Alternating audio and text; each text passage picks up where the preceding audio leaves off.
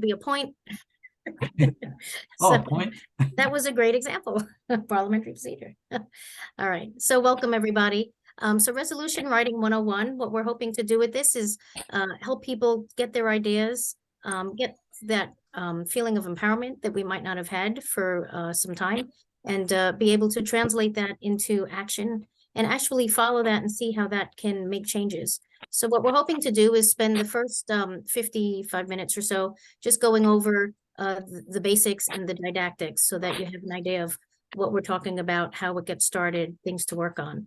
And then the latter half, we'd like to break it up where we can actually maybe hash out some ideas, brainstorm some things, get some kind of pen to paper, if you will, or, fingers to text, and then use those ideas. And then we can use that as a springboard. We have our House of Delegates coming up on the 29th of April, and we do have some deadlines for these resolutions. So some of them, we're hoping maybe we could even move forward and get them to our resolution committee and then the deadline. So with that, I'll introduce myself and I'll let our other two speakers introduce themselves. My name is Nicole Henry Dindiel, graduated 25 years ago in family medicine, and throughout all of it, multiple different areas from employment to private practice, academic, faculty, and then now employed in a very large multi-physician group. Throughout that, though, I've been part of the organized medicine, and I felt it really is our way to get our voices heard. An army of one is good, but I think an army of many can do more. And so with that, I've been active. A delegate is someone who goes to and speaks on your behalf, as we all know. So I've been a delegate for Union County at our Medical Society in New Jersey. Have been going for most of the years. And after a bit in 2019, I was nominated to be an alternate delegate to the AMA. And then that was actually very eye-opening because then you get to see how your work really moves. And then along with that, with the resolutions, which is kind of taking our ideas and getting them there, I am on the revolving reference committee, which is our standing reference committee for Medical Society in New Jersey. So we look at resolutions, we listen to testimony, we review it. And so I'm hoping to kind of lend some of that expertise to you guys. And then I'll trade off to Paul and Josh. Who wants to go next? Dr. Carniel, do you want to take it first? Sure. The importance of resolutions and the importance of bringing things forward if you have an idea cannot be underestimated. The only way things get done is if you bring it forward. So it's important to know how to write resolutions, get them presented, speak for them, and then what to do after a resolution's accepted or passed. So we're going to go through all of that today and go through beyond resolutions as well. And with that, I'll turn it over to Josh. Great, thanks. So my name is Josh Bengal. I am the Director of Government Relations for the Medical Society. I've been with MSNJ for about a year and change now. Before that, I spent about 10 years working for the state government. For a significant portion of that time, I worked on regulatory and legislative issues. So my background is sort of the interplay between language and how it can be used to effectuate change. So I was doing it at the statutory and regulatory level, and I still do that here at MSNJ. But there's also this other level of the internal, MSNJ policy. And that is, what we're going to be talking about today. And thank you for having me. I'm looking forward to it. Pleasure to be a part of this. Great, thank you. And if I also add that Dr. Carniel really goes forward and talks to the legislators and really gets our message out there. He's been fighting for decades on our behalf. So we thank him for that and his ability to share some of that knowledge about his experiences with us all. Yes, thank you. So, if we go through, I just want to get an idea of where folks are coming from. So just checking to see if we have any of the students. If you just put your hands up instead of having to do the reactions for the chat. Just wondering if there's any students. I'm thinking, Josh, you're going to have to help me my eyes. And just so that I know if there's any residents. I'm looking at the names of who's on so far. I don't think there are any students, and I'm pretty sure there aren't any students. I don't think there are any residents on yet. Okay, all right. I just want to make it, pertinent for everybody. Mhm. And then in our physicians, any in academics? Right. Okay. All right. And then employed physicians? I guess I would be one of those. All right. And then private practice. Show of hand. There we go. All right, great. Okay. Good, good, good. And then medical education. Do we have folks that are admitted? Okay, wonderful. Okay, great. So if we look at kind of a typical day, hopefully you can relate this. Let me see, Josh, you'll do the, Do you want me to start the slideshow now? yeah, let's go ahead and start the slideshow. So we'll do Okay. that. Thanks. Mhm. Okay. So on a typical day, we wake up, and some areas that you might want to think about as you're going through your day of where is something maybe not as good as it could be, and how can we make things better? So that's what we're about as physicians. We want to make the lives of our patients better. We want to make our lives and our working environment better. So some of the things that can happen. So for instance, you're driving to work and you look at the person in front of you, they're not going the way they should because they're talking on the cell phone. You look over and there's someone with a bunch of kids in the back and no one's buckled in. You get to the office or you get to the hospital, you take the elevator and you hear employees talking about a patient in the elevator. You're thinking, well, that's not a good thing. I should really we know there's compliance officers. Oh, maybe I can say something. You look, well, there's no badges, so you have no idea who's who. You start your day, multiple patients. Again, they're being brought back into the office, and patients are calling your medical assistant the nurse. They're calling the nurse the doctor. Things like that. You're going through your day, and then there's, as we know, lots of things that happen during patient interactions. So it could be trying to talk to a patient about disinformation or something that they've heard, or they Dr. Google something, trying to get a medicine that you think they need, but it's not approved. You want a procedure done and it's also not approved. Reviewing medical records and the difficulty sometimes with things like that.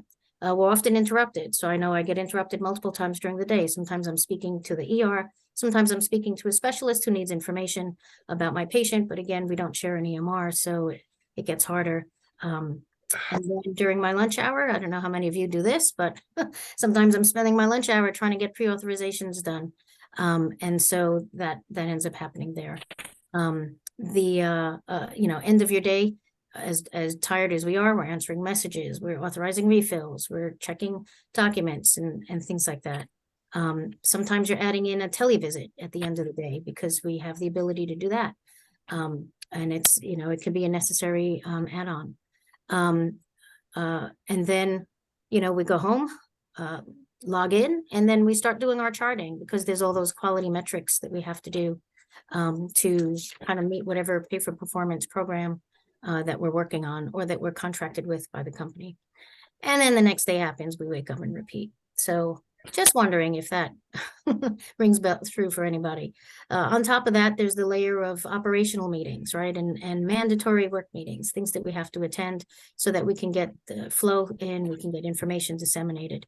So our days are quite busy. So, when you're looking at that kind of a day, you want to think, all right, there's definitely areas that I know that I'm thinking, oh, do I have to do this again? So, what's our reaction to some of the typical challenges that we have? Like this doctor here, sometimes that's how my day seems.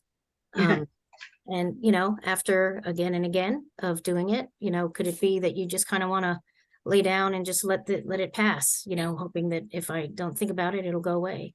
Are we worried about it in the evening, thinking this patient is definitely not going to do this treatment because they can't get it? Are we desponding because it's yet another pre-auth we have to do? Do we just kind of grumble with colleagues and complain there and then leave it at that? Is it, personally, we're going through things ourselves and we realize, wow, I'm not only an administrator of healthcare, I'm a patient in the healthcare system, and this definitely could be better. So what I'm hoping is at the end of this, you kind of feel, instead of the despondency, but to be empowered, and say, okay, I know that these things can be done better. There's areas we can improve. Let's go about doing that. And so I have some folks who tell me, well, how do we go about doing that? So we have our state vehicle is the Medical Society of New Jersey, and we can bring forward our ideas. These are called resolutions, and these ideas can take many different areas. So if you think about, why should I be a member? They don't represent me. Well, think about it. They are our guild, and that is who represents us. And if you don't feel like they're talking about things that you think are important, then make it so, right? So let's be the change that we wish to see, and let's go about doing that. So I just put some areas of advocacy. And again, thinking back at that question, that example, it could be our day-to-day practice. So it's things, maybe direct patient care. Maybe it's physician well-being. One of the pillars of the AMA is to help work on physician burnout. And so we know that we've all been working really hard always, and then the pandemic made it more so. It could be things that are related to staff and employee. It could be interactions actually between patients that we think could be better. Maybe it's our interaction with our employer that we think, there's areas for improvement. It could be with other colleagues, and certainly it could be with the other allied health professionals. For example, there's something called scope creep, which is kind of the ability of other allied professionals to kind of want to have the independence or the prescribing ability that physicians have. And so, there's different areas that you can try to advocate for, both for yourself, for your patients. And again, the thought is to make our health better for ourselves, for our fellow colleagues, for our patients, and for society in general. Again, other areas, pharmacy, I know that can be a big headache. For me in particular, I'm in family medicine, so we are pre-authorizing everything, including generics. It could be working with other healthcare institutions. So certainly Medicare has its own set of mandates and guidance that we have to work within, and perhaps we think there's areas there that can get better. Safety is a big one, and it could be anything from workplace, it could be a specific equipment, it could be things like personal protection, that we needed during the pandemic. Interestingly, as there's more and more things being developed in technology, we might want to look at what are ways that we can advocate regarding the apps and the different technology that's coming on. For one instance, we had learned we have these policy and panel meetings for strategy where we talk about different topics. We learned that GoodRx, the reason they can afford those Super Bowl commercials is because our healthcare data is definitely sold. It's not done in terms of your name, but if you're using their app, then everything in the app is trackable, including the physician who prescribes it and then our prescribing practices. So interestingly, there's a lot more that to be thought of in terms of the technology. Technology can be wonderful in terms of helping us, but there might be areas that we think we can work better on patient safety as well as physician. The direct-to-consumer products, genetic testing. I have umpteen patients asking me, can I get that test for every kind of cancer? And so what are they doing with that genetic information that patients are submitting willingly? Again, things to think about. Emergency preparedness. We know that the, catastrophes can be both climate related, but it could also be shooter drills, things like that. What do we do in storms, and how prepared are we?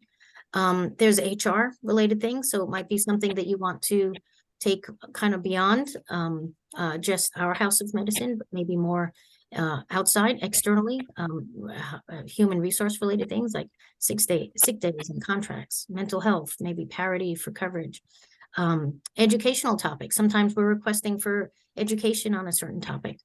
We might be asking for something to be sent for study.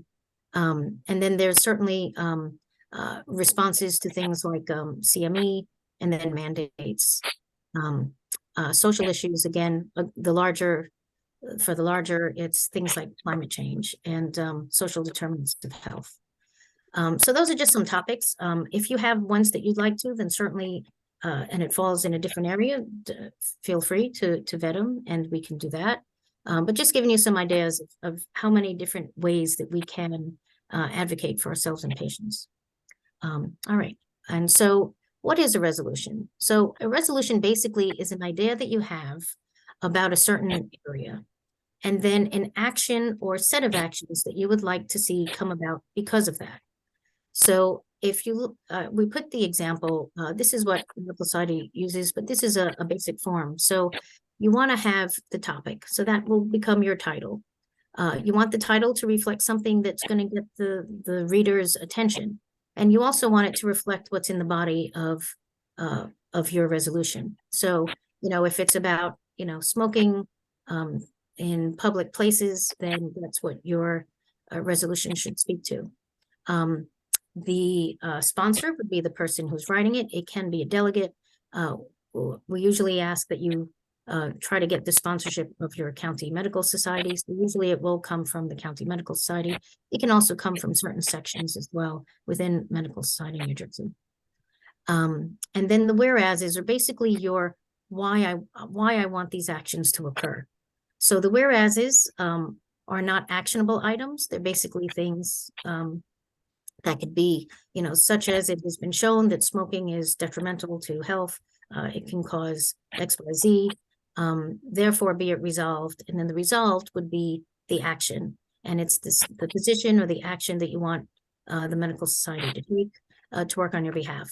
Sometimes it's policy that we'd like them to have. So using the smoking example, years ago, there was a resolution that MSNJ would take a stand that there should not be smoking in indoor public places. And so that resolution went forward, it passed, and it became part of our policy that we agree that smoking should not be performed in indoor public places. So it might be something policy that you want to have happen. And so that's what you're putting in the resolved. Some of the things to note is you want to have a simple enough resolution that pertains to the one topic that you're talking about. If you say, okay, I don't think we should have smoking. I also think that we should work on the Medicare cuts for physicians. And by the way, teachers need better pay.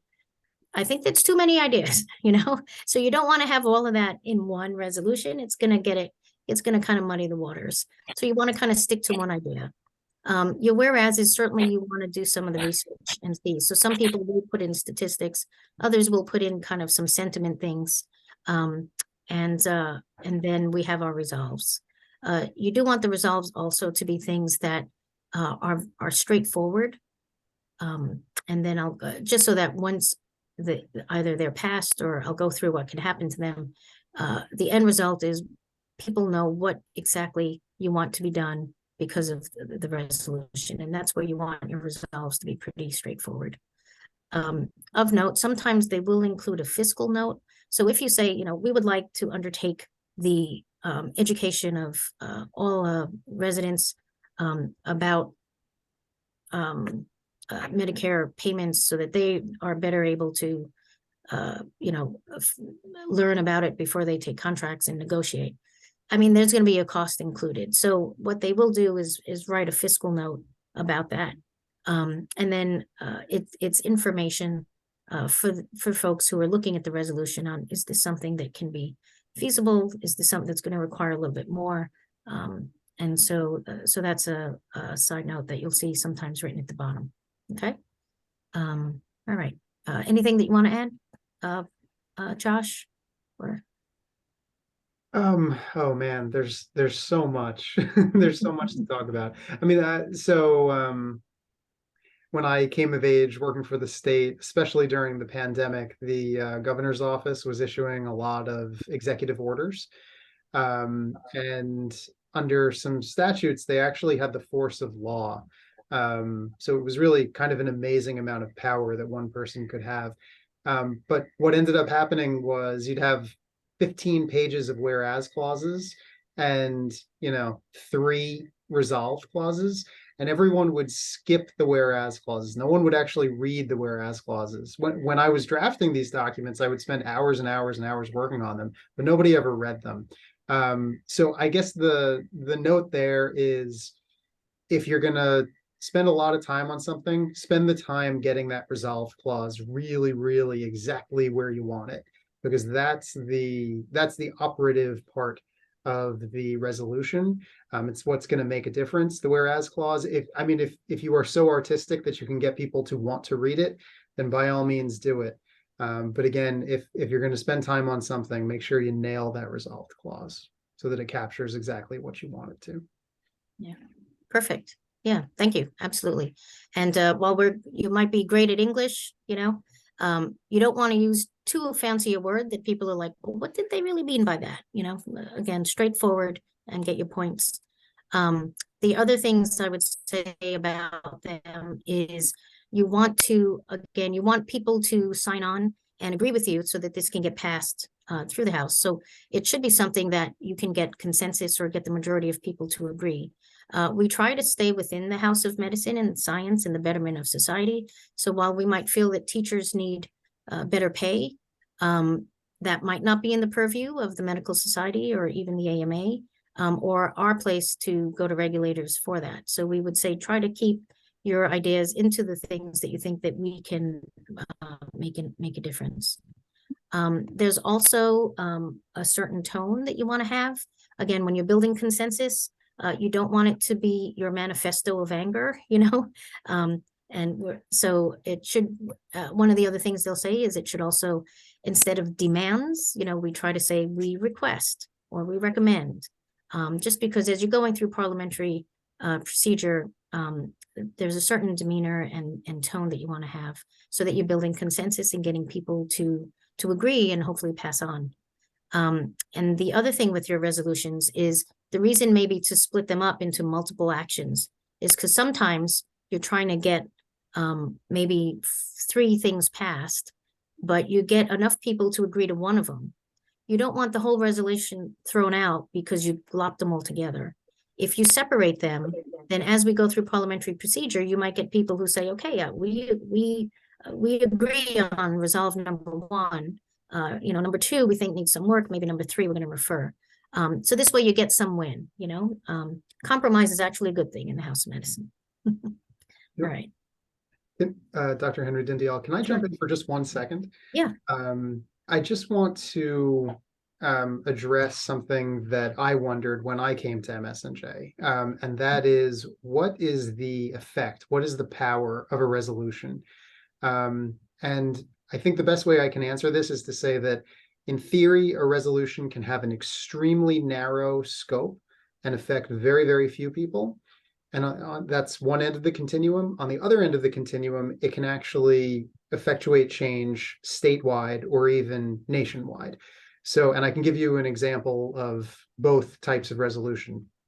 A resolution that might have a very narrow scope and affect very few people is something like, I don't know, the Medical Society of New Jersey resolved that the Medical Society of New Jersey shall create a white paper on the effect of consumption of koala meat in Australian populations, over the last century. It's a paper. It's a paper that no one is ever going to read. Maybe there's someone who really wants to write a paper like this, but it will have no effect. It doesn't go beyond MSNJ and it doesn't create anything useful. Now imagine a resolution that says we will be opposed to smoking. You might think at first that resolution is actually not terribly valuable because it's like, yeah, of course doctors are opposed to smoking. How does that add anything? But what that means is that you then take, once that resolution passes, you then can take that policy and transpose it onto MSNJ's positions on legislation. So now all of a sudden you've taken this internal policy and you've found a way to apply it to all of the people in the state. If you can get the resolution, which succeeds at the MSNJ level, if you can introduce it and have it succeed at the AMA level, you can have the resolution applied to all the people in the country. And smoking is a great example of this. There, just 2 weeks ago, there was a bill up in the legislature that would close an anti-smoking loophole. Smoking has not been allowed in public for, I don't know, since I was much younger. 20 years, 25 years. But there's an exception to that. Smoking is allowed in casinos in Atlantic City. There are now thousands of casino workers who are working with a lobbyist to close that loophole, to prohibit smoking in casinos in Atlantic City. MSNJ, because someone passed a resolution many years ago that it would be standing MSNJ policy to oppose smoking in public places, we were able to go and lend our support to that bill in the legislature just not 2 weeks ago. And maybe we weren't it's like, oh, the doctors say it, okay, now we'll pass the bill. Maybe it wasn't quite like that. But maybe we have that, that maybe we're the tipping point. Maybe we pushed that bill over the edge where maybe it would not have, because it didn't quite have enough support, or it had too much opposition.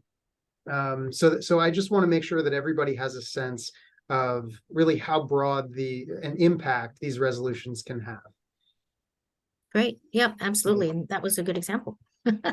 And so when you're building your resolution, you might we want you to do a little bit of homework, which exists out there. So we just wanted you to be aware of the resources.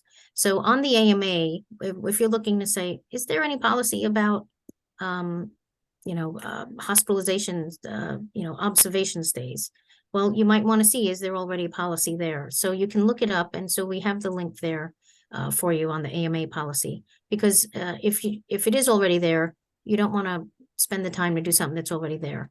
But it might help to know that it's something that they have one component, but maybe you think there's another area that can be addressed that wasn't. It's helpful to have that. Within our state, we invite you to contact MSNJ for that. Several things. You want to not have our policies kind of where social media can get to it, they can misrepresent. It also allows the different entities that want to ask us a question to engage with MSNJ. So it keeps us engaged in those policies. But all of our members have access to this. You can simply contact MSNJ. And usually they said it's, depending on the extent of what you're looking for, it's usually a couple-day turnaround that they can get back to you with it, whether or not there's already existing policy. All right, so those are just some, and then we sent those links for you so that you'll have them as well. When you're trying to figure out what are things that are pertinent to me, or maybe what is going on in other states, what's going on at the national level. We invite folks to get your news from sources that are going to be reliable. And so I just listed some of them. I do invite folks who really want to make a difference and who really want to kind of get out there and see what's going on to join this, the Physicians Grassroots Network.org. It's with the AMA, and they'll send you things like contact your legislator about this. And so we had a big push again with Medicare and trying to prevent those massive cuts that were coming through. And that was kind of where we get on the horn and we work through a grassroots effort. Your specialty society probably has something similar. So I recommend you go on their website, just kind of look around and look for those different things on advocacy. All right. And then this is the link for you as well regarding how to submit a resolution form. It's a copy of the one that I was using previously. So feel free to either save that link, or again, we did send it to you so you have it for your reference, but that's what we'll be using. And then the way that we work it is we have you, once you've designed your resolution, submit it to your county society so they can help you vet it. And so that's the link for you for that. And again, if you need any of the information, you could let us know. So let's say you come up with your resolution. So let's do the kind of the life cycle of a resolution.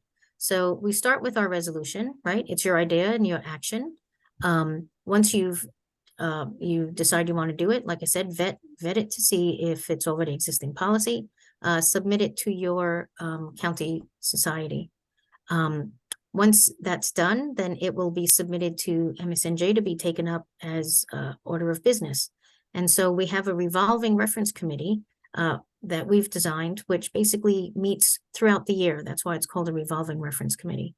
But all the resolutions will go to the reference committee.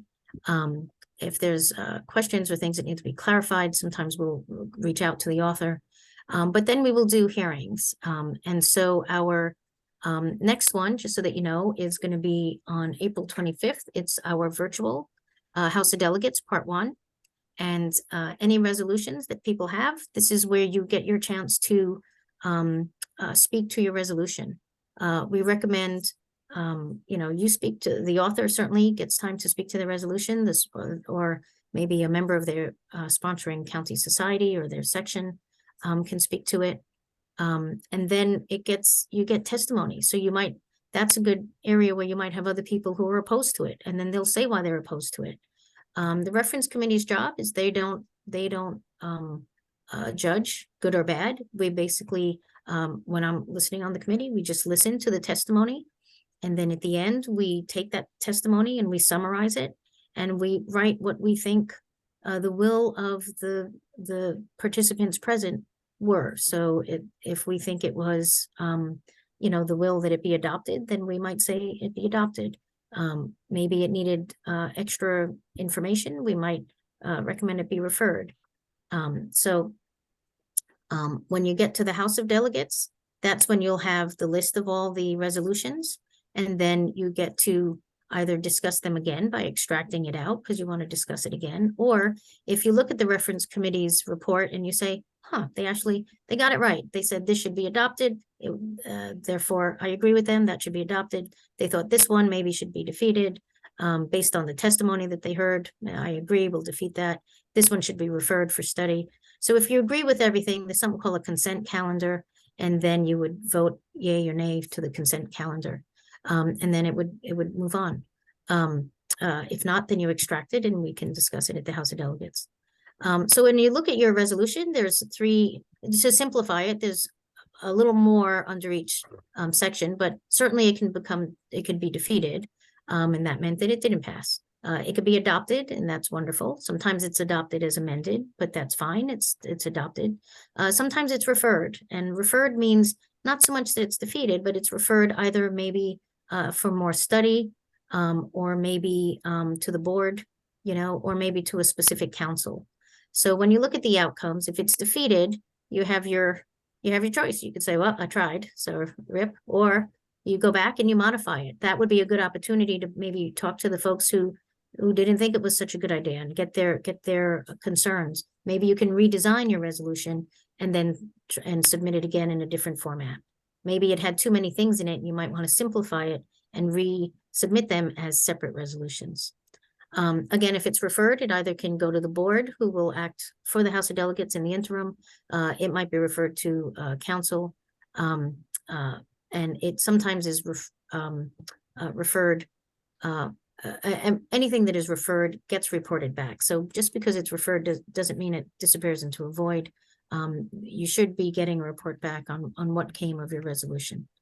And then if it's adopted, then we have some options. Either we then will, your delegates will move it toward the House at the AMA and then bring it forward and then speak to it on your behalf. Or it might be a different entity that it needs to go to. So if we go to the next slide, the different places that things can go to is, again, it could be internal policy for MSNJ or AMA that you'd like. Again, it could be requesting a study, requesting information, education. It could be a policy change or a policy that you want MSNJ to take. If it's going to the legislative, then we have areas. We have the state and we have federal, and then there's regulatory, again, state and federal. So if anyone wants to speak to that, and this is what I'm hoping after this, we will not be scared to do, but we'll go ahead and start some, resolutions. And get working on it. So Josh, I'll trade over to Josh. Yeah, sure. So, I mean, my background, I guess, was really in this regulatory state space and then the legislative state space. That is the area where if you have questions, feel free to reach out. I guess the smoking policy example is a good one, but it's one that is probably not, of all of our top priorities at MSNJ, closing the smoking in casinos loophole is not really one of the top ones. So I guess an example of a resolution that might become even more impactful is something, and I guess I should also add, the resolutions are not the only way that the medical society decides what legislation, what bills it's going to support. So sometimes, for example, it's not necessary to have a resolution. Prior authorization reform. I'm sure you've all suffered through the process of trying to get insurance companies to approve treatment that you've ordered for your patients. The fact that insurance companies are still allowed to do this in the way that they are is, I think, shameful, and really requires aggressive legislative action.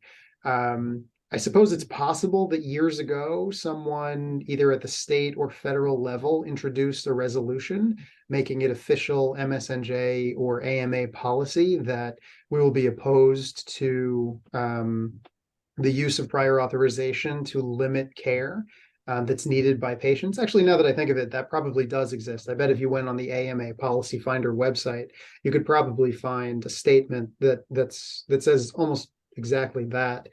And I'm guessing that statement came from a resolution that someone submitted.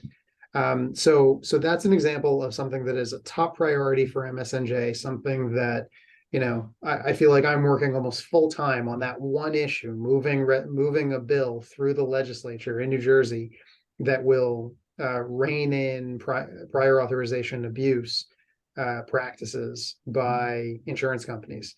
And I guess my point here is, that started out as a resolution somewhere, probably at the AMA level, probably never done specifically at MSNJ because it's kind of such a no-brainer.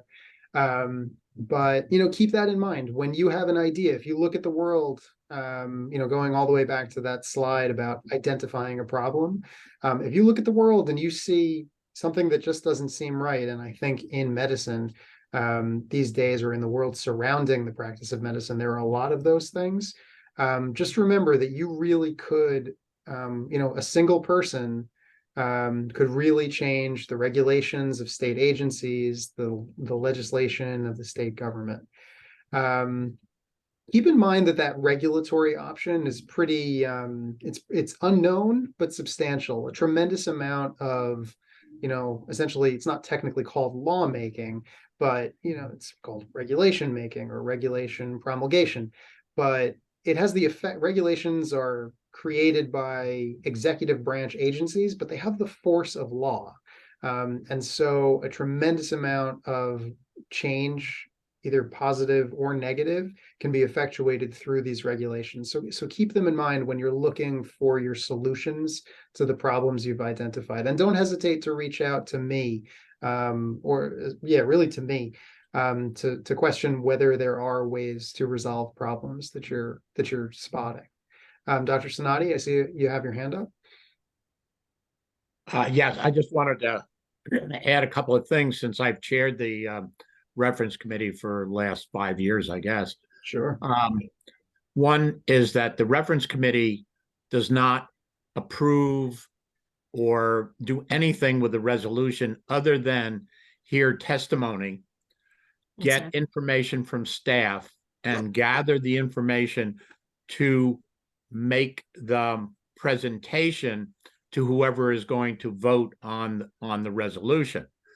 So that there may be things that the author didn't know about. There may be things that someone in the audience wanted to bring up. And the reference committee puts that all together and makes a recommendation based on the testimony that was heard during the reference committee.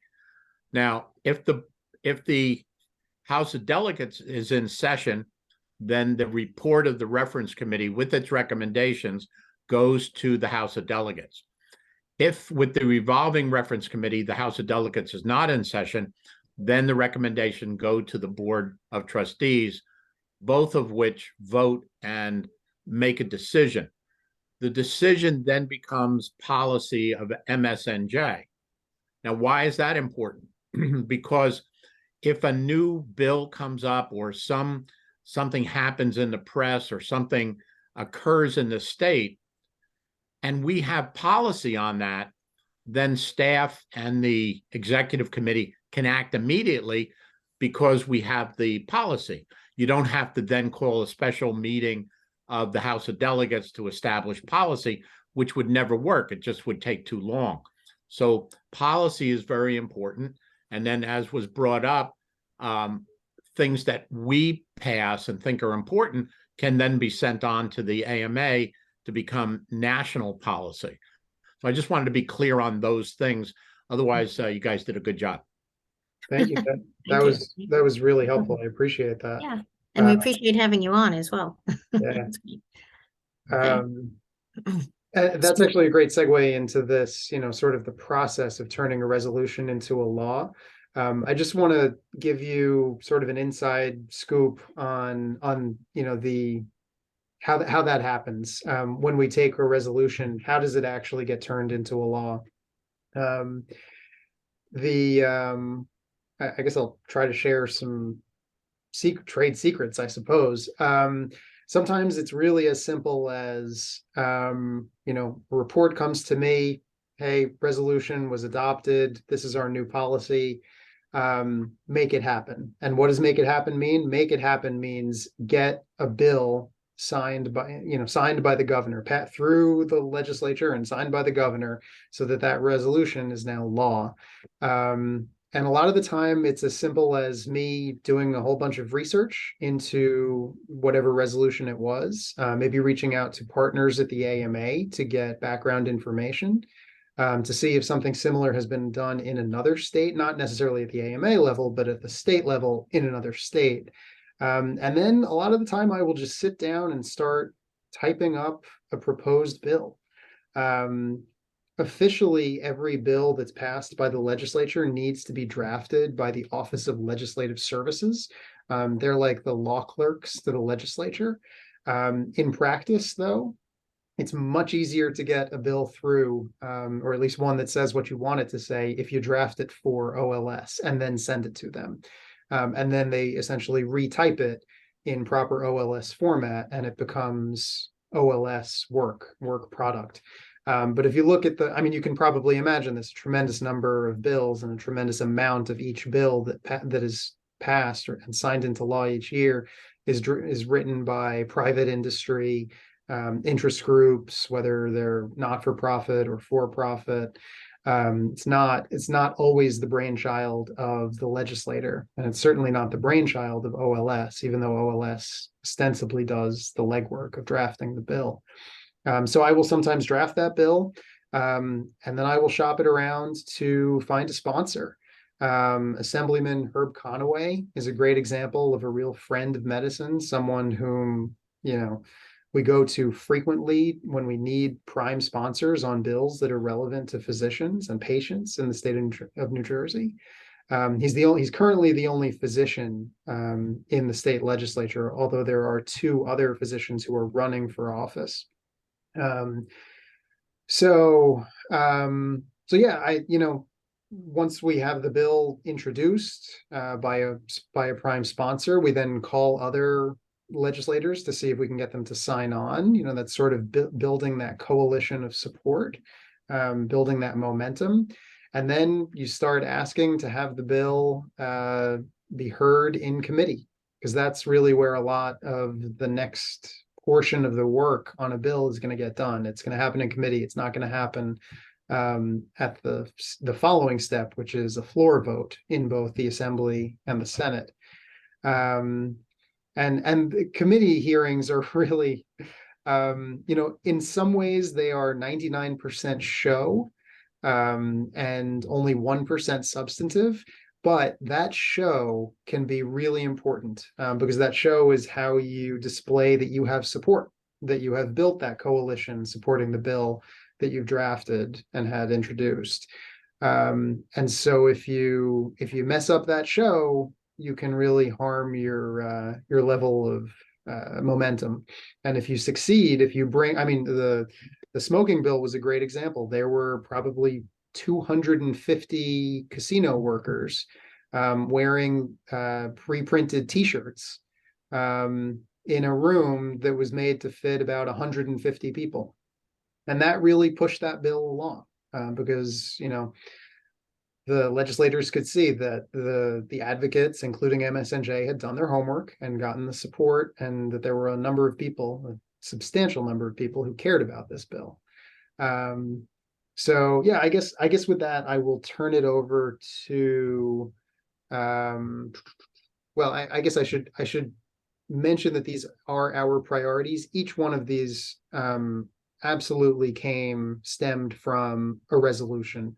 You know, increasing Medicaid payment rates is the last one. That's probably the most esoteric in some ways, but bringing Medicaid payment rates up to parity with Medicare, so that the most vulnerable people in the state can, you know, can find a doctor who is able to take their insurance and treat them and still keep their doors open. But each one of these 4 current MSNJ priorities came from a resolution at some level.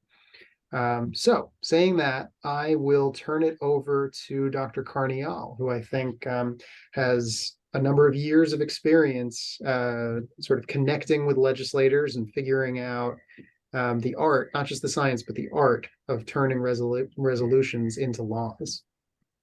I want to thank Josh and Nicole for running this meeting and excuse me, sorry. Not everything is exactly as you hear it might be. So example, I'll just give an example of how confusing it all is.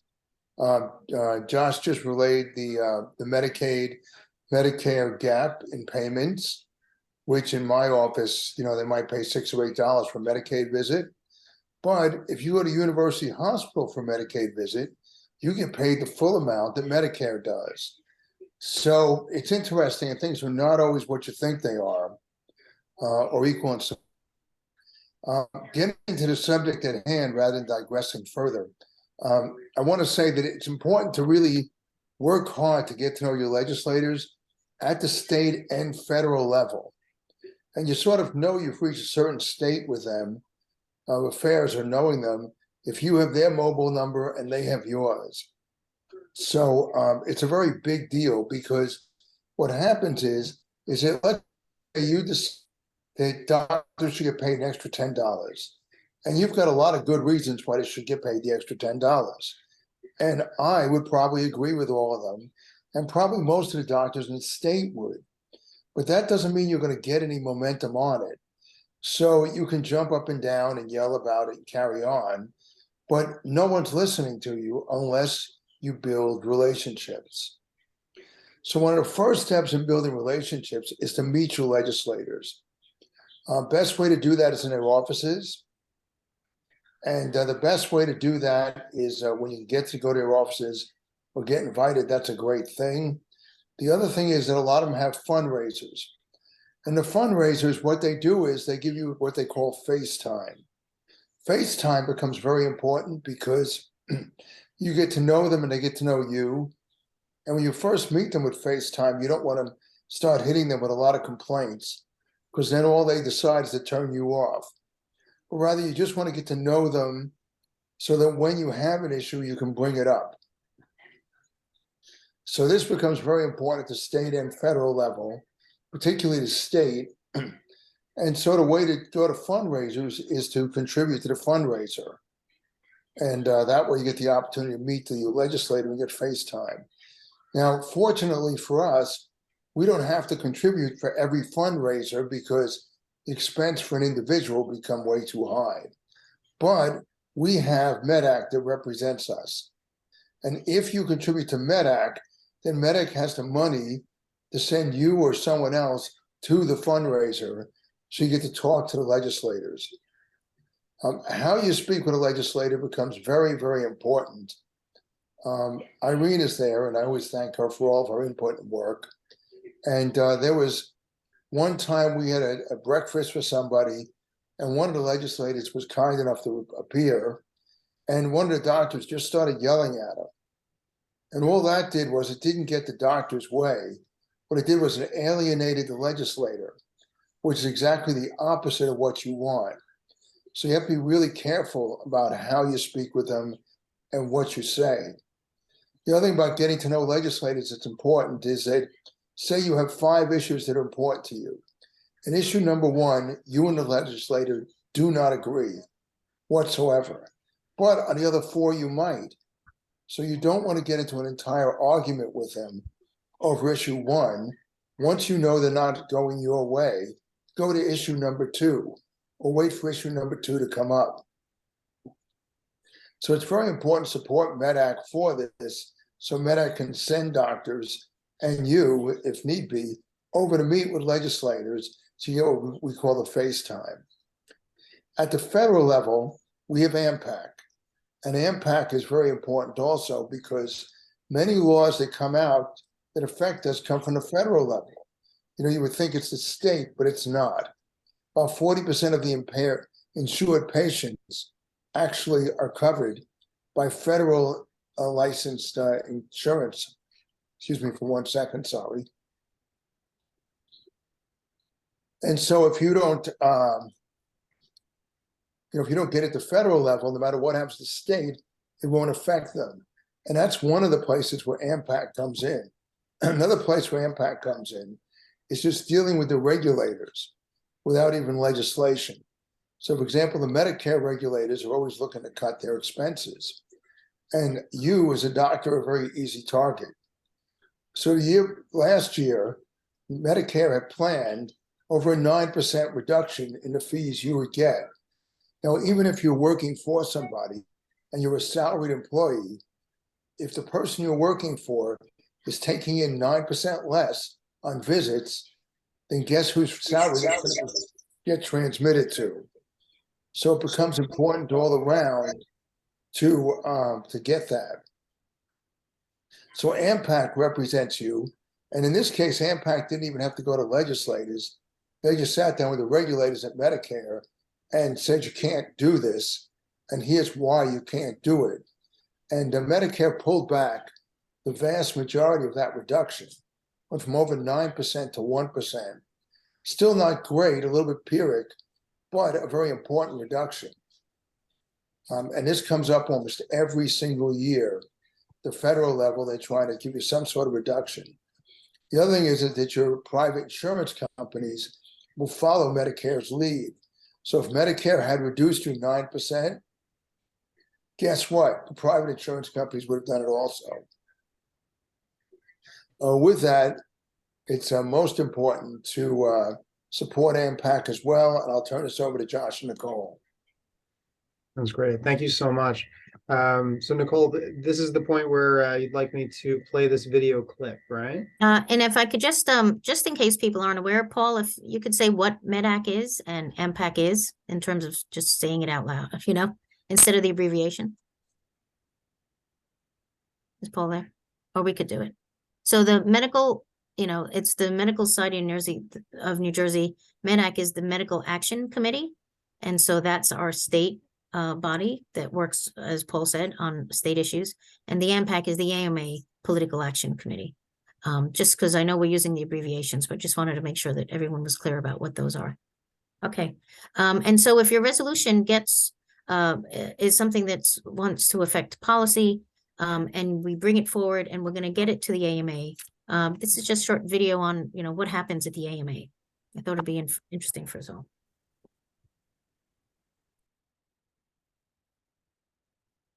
And certainly if anyone has any questions, you can put it in the chat so that we can try to get to those as well.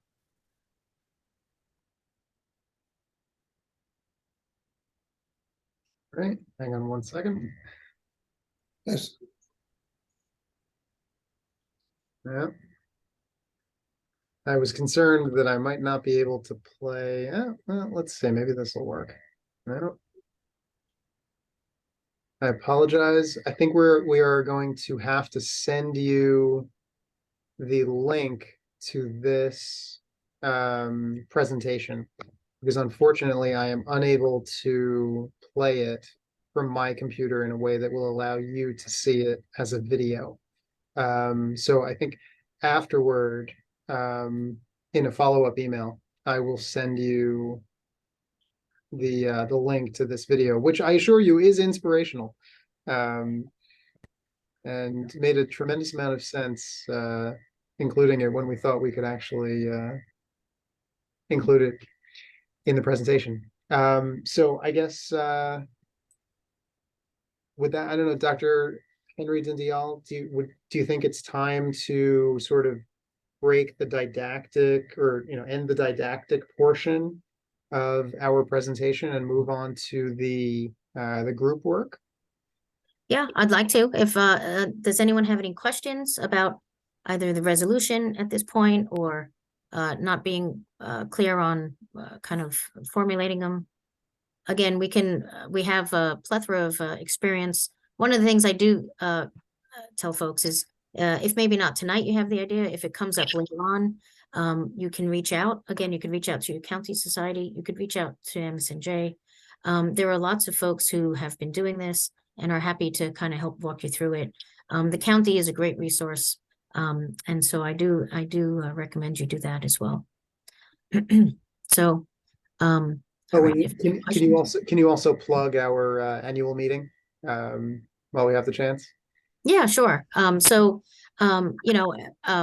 ideas that you have tonight, if we can form them into some resolutions, otherwise, if they come up afterwards, we have April, if you look, there's the deadline. If you put that slide up, the April 4th is the deadline to get it to the Medical Society in New Jersey. Again, if you have the idea, and again, we're happy to help you do that, we'll get them to your county society.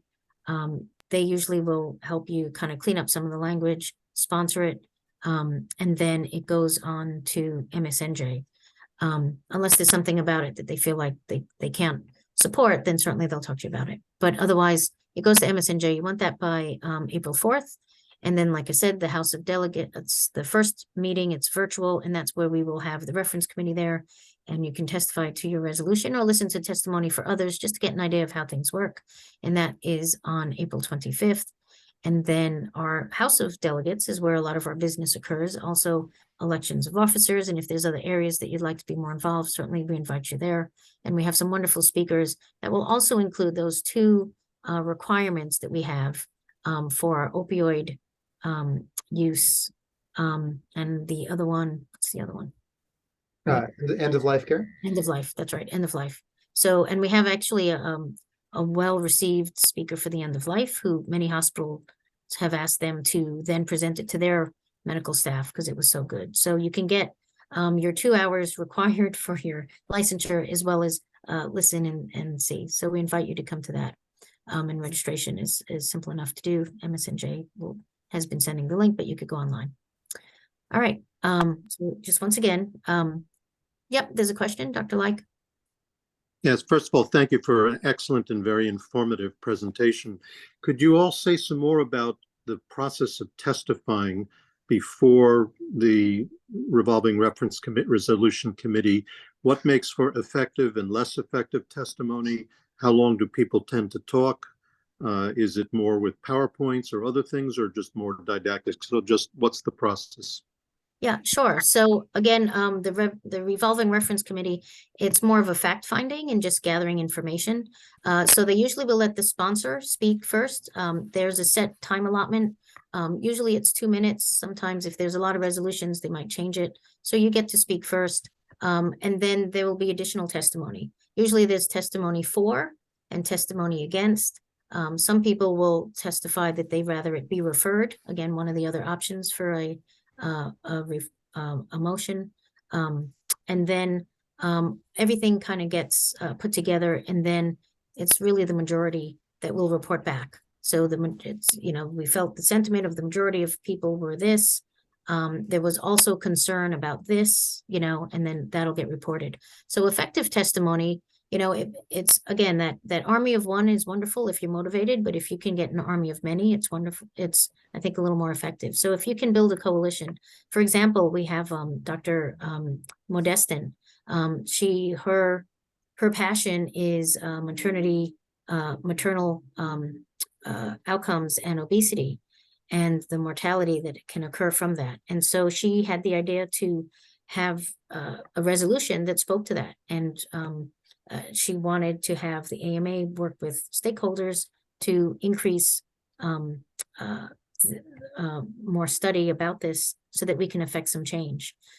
She was good at vetting it through her society, her county society. It went to the state as a delegation to then have it to the AMA. Everyone became well adept at it. And then she built her coalition. So the Obesity Society and other sections, she got them involved. So if you can get other people that are similarly minded on board, that makes for an effective resolution, because you can have other people testifying to it. Interestingly, you know, it went to the AMA and it was referred, which, you know, you might think initially, oh, darn, it's referred. It wasn't instantly adopted. But as it was referred to the board, as we know, maternal mortality, it's worse in the US than it was before. And we're already one of the worst nations. And so the White House has taken up the charge to work on this. And the AMA has now this policy that they were looking at, and they're now at the table. And so her idea, you know, you might think just a simple idea, how is it going to make change? Her idea is making change, and they're at the table with the administration. So hopefully that helps. Yeah. The other thing I would say is with other folks' testimony, for people that might be opposed to it, you want to take notes, because again, you can try to reach out to them afterwards and say, how do we get to consensus? Is there another way that we can maybe work this so that you can agree? So some things sometimes we'll use is language like, instead of must, we'll say things like should include things such as, you know, and so it'll include kind of what you want, but it allows for maybe some other options. Thanks very much. Absolutely. Okay. All right. So if we think back to the areas of advocacy, I'm just wondering if anyone has any burning thoughts or topics that they would like to perhaps create a resolution on, because we can actually work on a couple of those resolutions. So just to give you a couple moments if you want to think of things that you might have been thinking about. Is one of the things that I know has been, oh sure, Dr. Carniol. One of the things that we haven't addressed, we deal with prior authorization, but the insurance companies often seem to have a certain amount of gamesmanship in it. So for example, in my office, when we have to call somebody for prior authorization, first thing they do is put you on hold for 1 to 2 hours. And I think we really need to address the gamesmanship involved, because it's not playing fair. And I think our prior authorization issues don't always address this. Yeah, we could bypass this. We might indeed bypass it if we come up with the gold card for prior authorization. But the way it stands right now, we don't have anything. So at this point, I think that's a great example, and I'm imagining a resolution that reads something like, you know, whereas clause, whereas insurance companies use prior authorization as a tool to delay care using underhanded tactics such as you know, keeping you on hold for an hour when you call the first, second, and third time. Now resolved that MSNJ will advocate for legislation. And actually, this is where I'll say the challenge of drafting a good resolution comes in. It's actually not so easy, or at least it's not coming to mind to me immediately, how you say in a resolution, we will fight being kept on hold for more than, you know, for so long by insurance companies. I mean, I suppose if you wanted to do well, maybe this is actually a good question for Dr. Sonati, who's seen hundreds of these resolutions probably over the years. Would you say it's better to have a very specific resolution that says resolved that MSNJ will advocate for legislation that prevents physicians from being on hold for more than 20 minutes? Or would you say that it's better to have a more general resolution, resolved that MSNJ will advocate for legislation at the state and federal level that prevents insurance companies from using underhanded tactics to delay or deny care, something like that? Okay, so there are several ways you can approach this.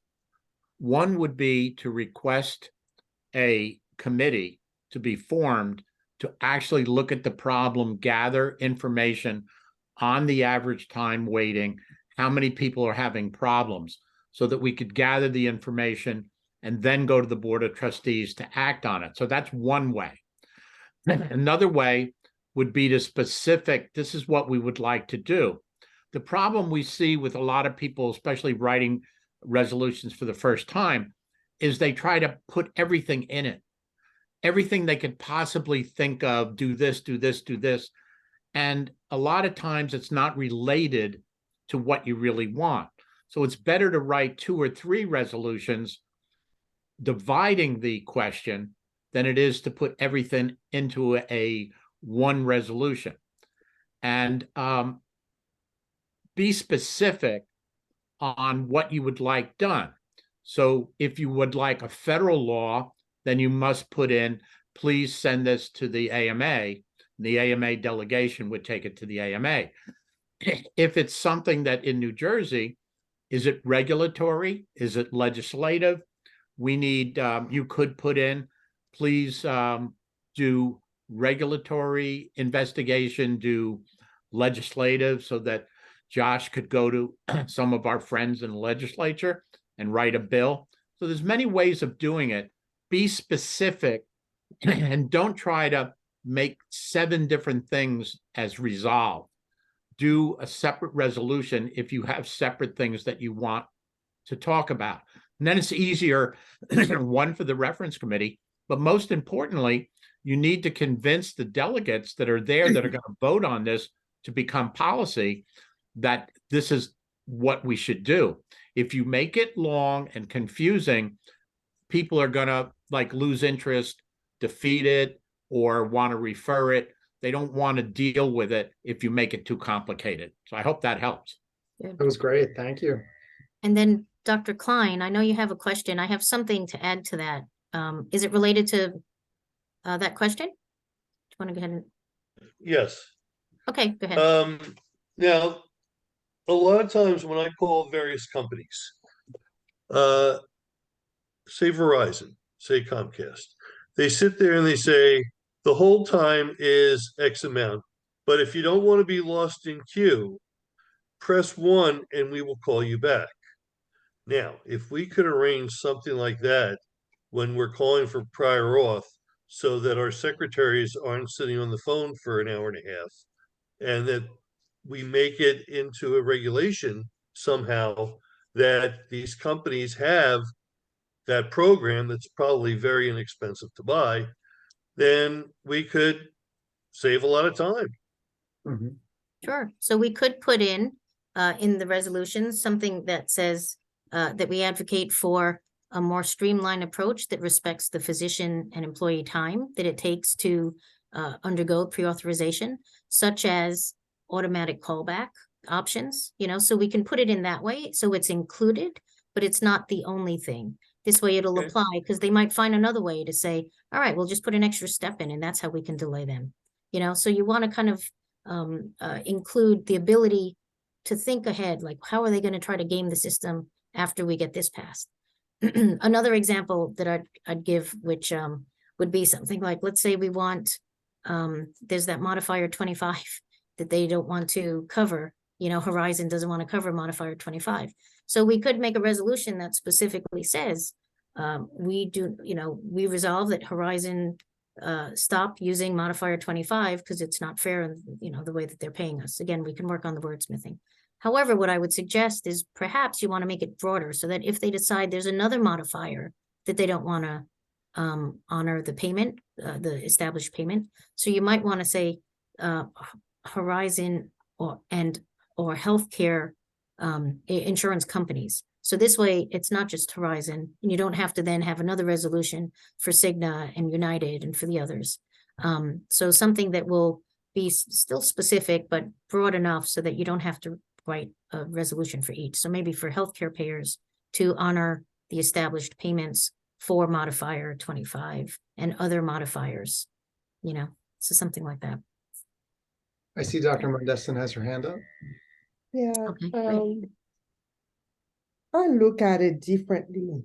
And the way I see it, and maybe you can help me understand the way the reimbursement is for our services. CMS reimburses for the specific aspect of the care that we provide, but it doesn't take into account all those ancillary requirement that becomes part of the care that we are providing, right? Having to get the prior authorization. There are requirements for us to get a translator or all those different requirements so that we can care for the patient. I wonder if there is an opportunity to write a resolution that at any point, if there is added barriers that we have to overcome to provide that care, whether it be another modifier or that the cost be that some other entity covers the cost to cover those services. Do you understand what I'm saying? Josh Yeah, or that's a- Nicole, I do. Sure, and so that's another Yeah. topic, right? right? So, Right. so that's But the rather second than topic. focusing just for, I think it's, I understand wanting to be specific, but rather than focusing on just the prior authorization, this is something else that we have to do to provide the care, making it so that there is a resolution that at any time we have to do something else besides just taking care of the patient, that needs to come from somewhere else. So there has to be either another CPT code or some other regulation so that that cost gets covered. Right. So, and that's actually a great example of how you can take different approaches to a problem, and the different approaches can have different strengths and weaknesses. One of the nice things about taking the creating a new CPT code approach is that CPT is a proprietary product of the American Medical Association. So I would think, and I've never tried to do this, so I don't know, but I would think that trying to convince the AMA to create a new CPT code to reflect a service that is not currently reimbursed because it doesn't have an associated CPT code, I would think that that's probably easier to do, easier to achieve than convincing a legislator or the legislature, and then the governor, or if at the federal level, the president, to sign legislation that would, effectuate similar change. So that's a great example of how that strategic decision needs to be considered and then made as you're drafting your resolution or considering what. Because that's the kind of resolution that I had in mind in writing, Mhm. Okay, but I just never had the time, right? sure. So we But can try. if CMS decide that for this visit, they're gonna pay you $50, but then we have to spend $25 getting the prior authorization, another $10 doing this, another $10 doing that. It's no longer $50 that we're getting to see that patient. It's minus $25, or it's kind of those do not get taken into account in the Okay. care that we are providing. Mhm. Yep.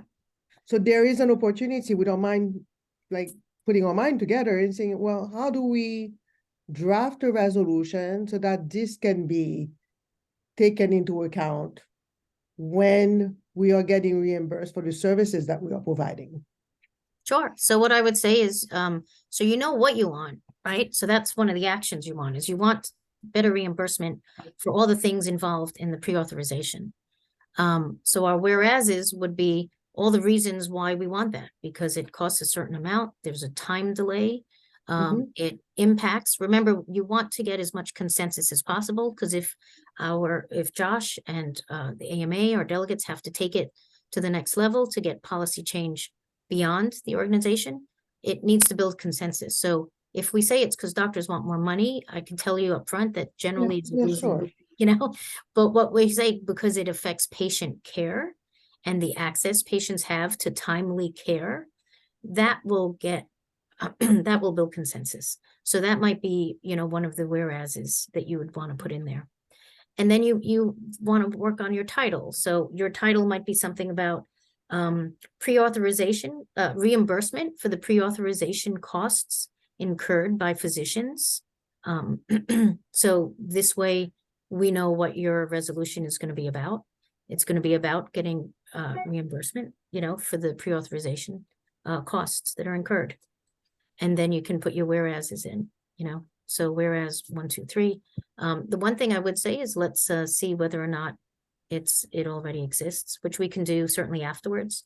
I know that there was a resolution at the AMA, if not last year, then the year before, about creating CPT codes specifically for all these things that are that physicians do, so that we can then lobby to get reimbursed for these. Because if we have a CPT code, we could say, this is the CPT code that, you know, that says this amount of time spent. This is the CPT code for if more time is spent. So you might want to include that in your reimbursement, you know, that physicians be reimbursed for that. And that we would ask for AMA to create CPT codes to reflect the amount of time spent doing those. So that could be your resolves. So if you want to take notes, you guys can do that. We are also trying to take some of the notes for you.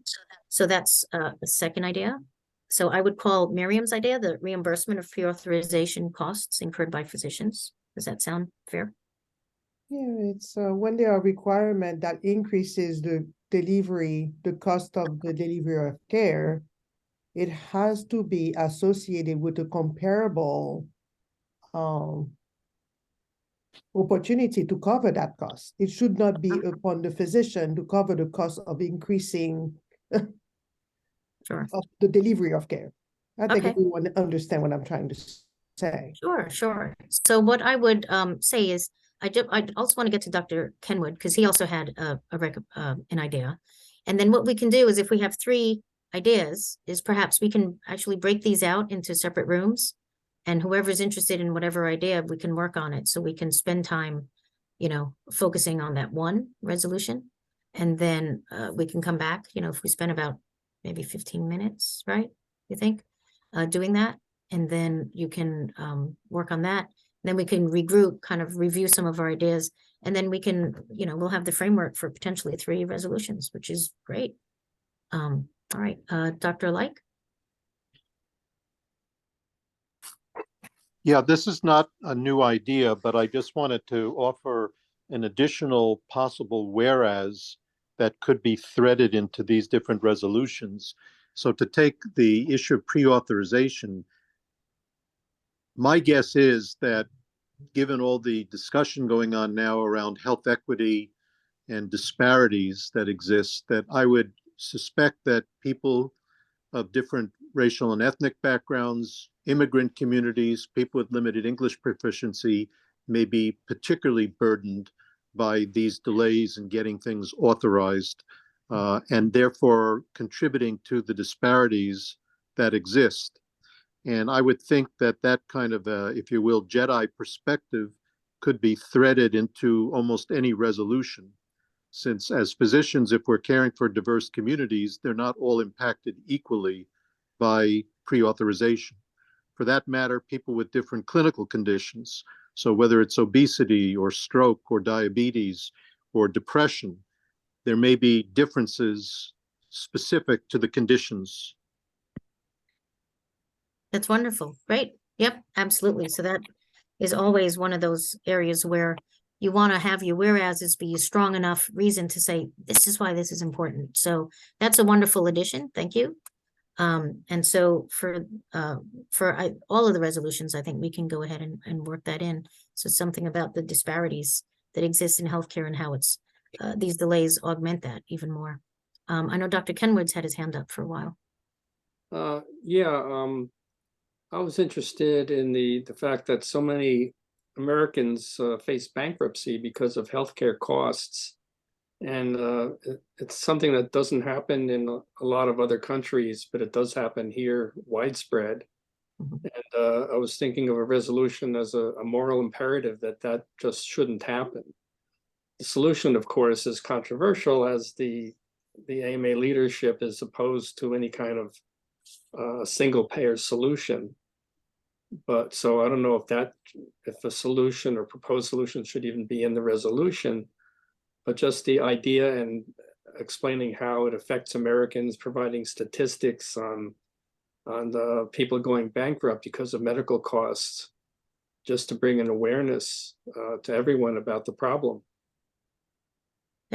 I mean, I think if you want to speak to it, I think that's wonderful. What that would be doing, as Dr. Sonati said, is it would be giving a position that says, this is how we feel about this. And then we can then work at making that MSNJ policy. So if there are things that we can move in the state, we have existing policy that says, this is how we feel about this.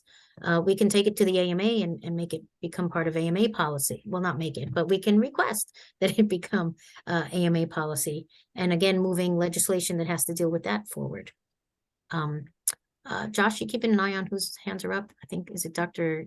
Young and then Dr. So it actually goes in order. Blake. It's from Okay. left to right on your screen. Okay. Yeah. So Dr. Kenwood? Oh, I think he just still has his hand the up other way. before. Okay, is your hand still up? Okay, so then Dr. Young? Hi, hello. So I'm not sure, Nicole, if you were, Dr. Henry, if you were saying that you had gotten all the resolutions that you wanted for tonight and you were going to break up now and not talk about any others. I didn't know if that's where you are, if there's something else I could mention. Well, no, you can mention, and then what we could do is we can vote as a group on the top three, and then we can perhaps break up and do that. We have the expertise of if Dr. Sonati is still on. Then we can. So mine is sort of in a different vein, and I would like you to bear with me because you did just share with me all of the resources. So I haven't had a chance to do a deep dive, but in a cursory look at the telemedicine stance of AMA, right? I know that there are statements about the AMA supporting research and looking at how, the effect of telemedicine and whether it gives quality care. That's kind of what I was gathering in a cursory look at their statements. I don't know if anybody knows any more about that, but my thought was this. I know that we're looking at, the benefits of telemedicine and whether this can go on the way it is with the same pay and that sort of thing. And I personally believe that we should continue to provide telemedicine to our patients.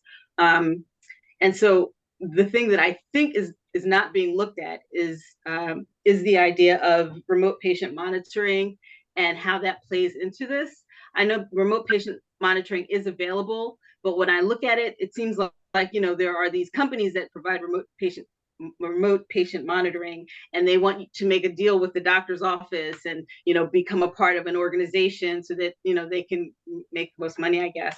But in my mind, I think that our patients should be able to have access to that independently, and especially our patients that are our Medicaid and Medicare patients who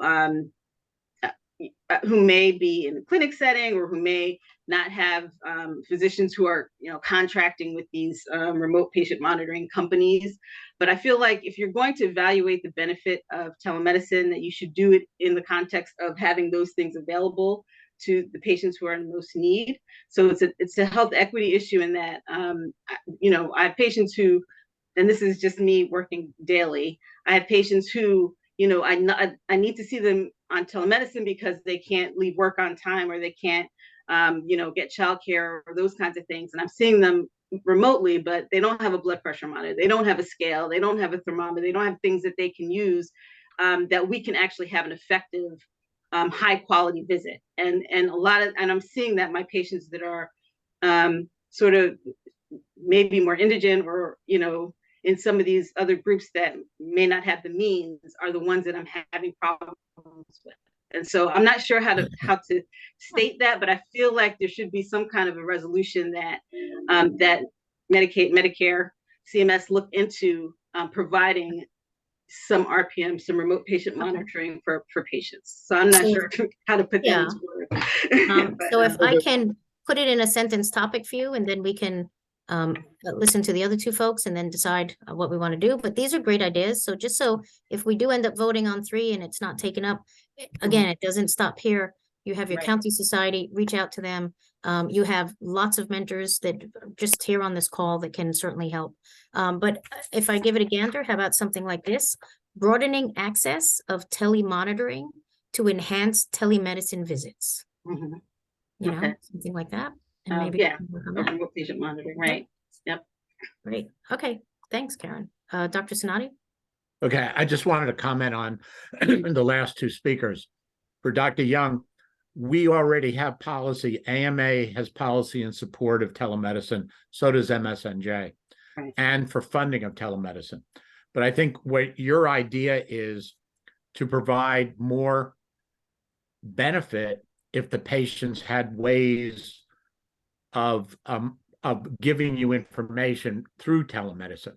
So first thing you would do is go to the AMA policy finder, get all of the policy on telemedicine, and see if there's anything that we would work with CMS to provide funding for these things to give to patients that would make it. Because the AMA is already top priority is telemedicine and continuing it.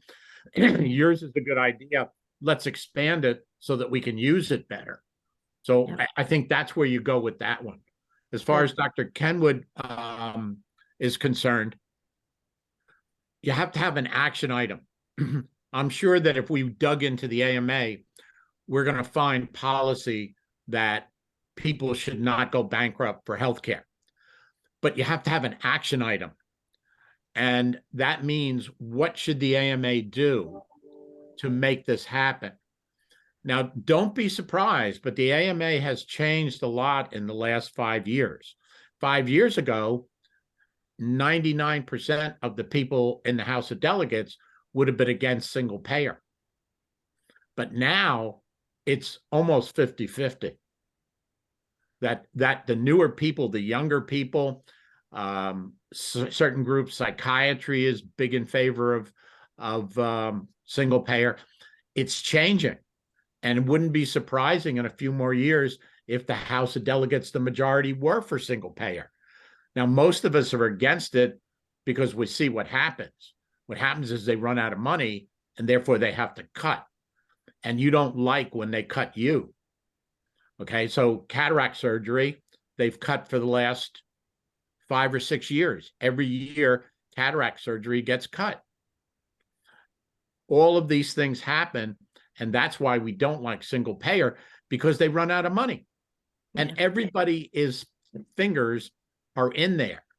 Yeah, so can I All just, kinds of we people. don't, just if Okay. I could just interrupt, so we don't digress into one too many. Yeah, sorry. I do want to, that's okay, but your inputs, everyone's input's valuable. So that we have for Dr. Young, then, you know, that additional resolution of perhaps increasing public access to telemonitoring. You might want to increase reimbursement to the physicians for telehealth visits that employ telemonitoring.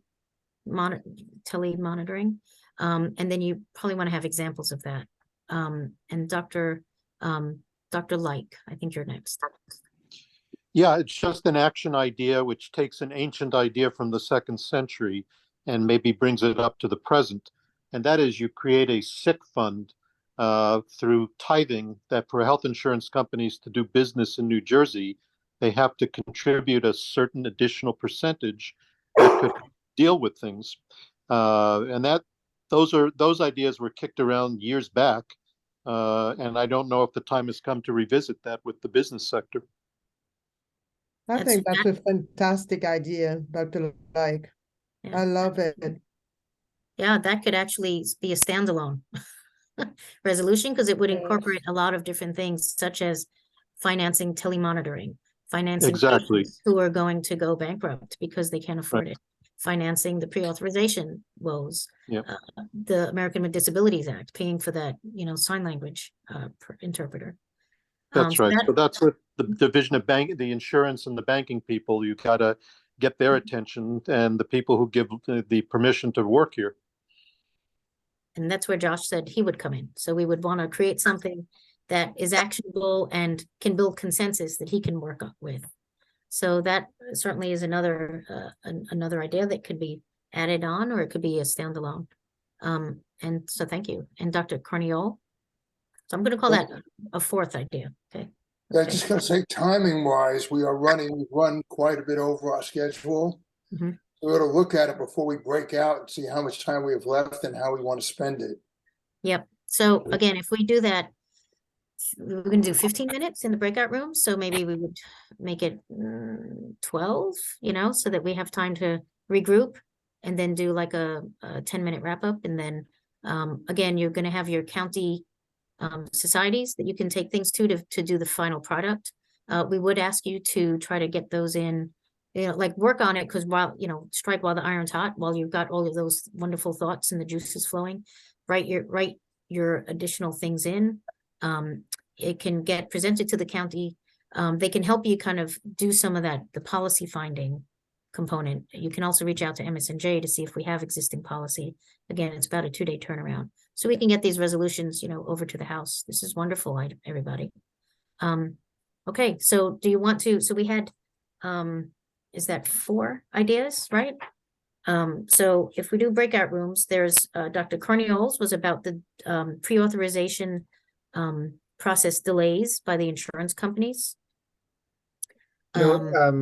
Maybe we should just do 3, otherwise we won't have enough people in each. Oh, well, that's what I'm saying is, so there's 4. Let's just, what are the top 3 that you guys want to do? So that's one of them. The other, Dr. Modestin was saying was reimbursement for the time spent doing pre-authorization and things related to pre-authorization. Dr. Kenwood had, so just make a mental note. Dr. Kenwood was talking about that no American should go bankrupt due to healthcare costs. And so creating a resolution about that, keeping in mind Dr. Sonati's comment that you want something that's actionable with that. And then there's also Dr. Young had broadening access of telemonitoring to enhance the telemedicine visits. If I'm saying it correctly, I'm trying to paraphrase. I came up with titles for you guys, if that's all right. And the title can change, but just to get the idea. And then lastly, Dr. Like had considering a tithing fund by health insurers in New Jersey to help, what would be not offset the costs, but to fund, we'll think of the exact title, but to fund the costs that prevent access to care in New Jersey.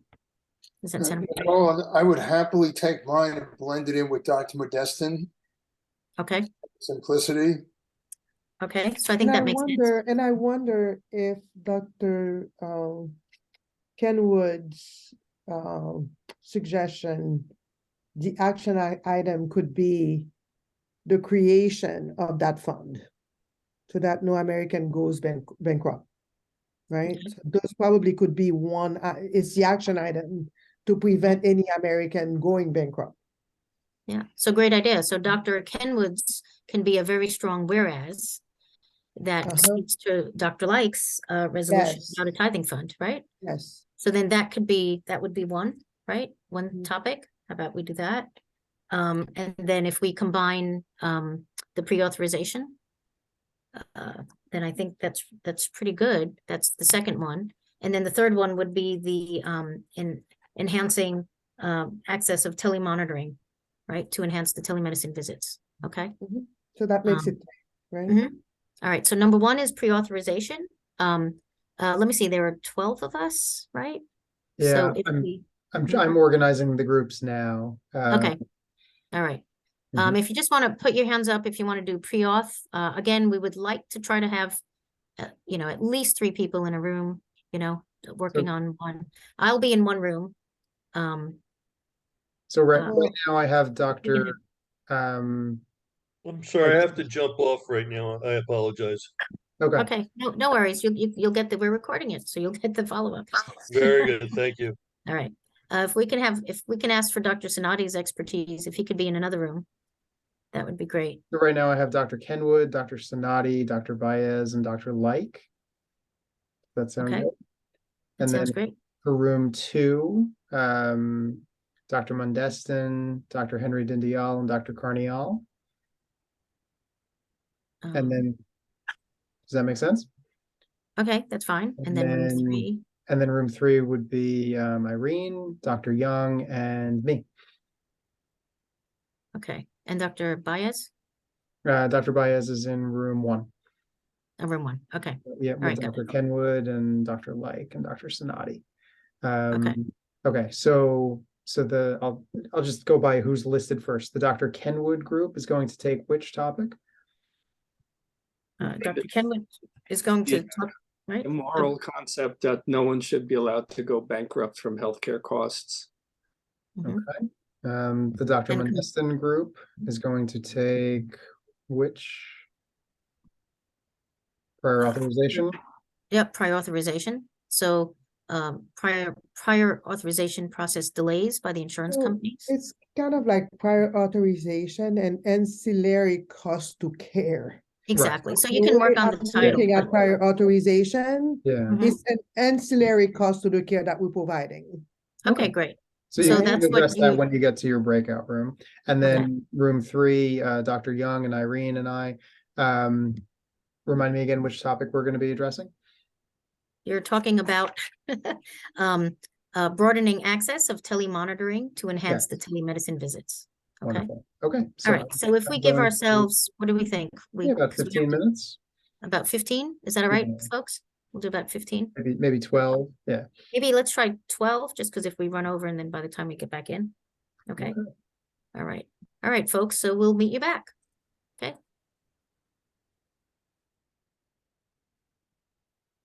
So you'll have to click, follow the invitation. There you go.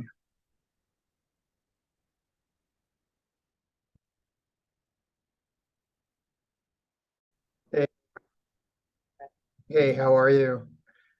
Good. Good, good. So I was thinking, would you like me to screen share and I can open up a Word document? And then, Yes.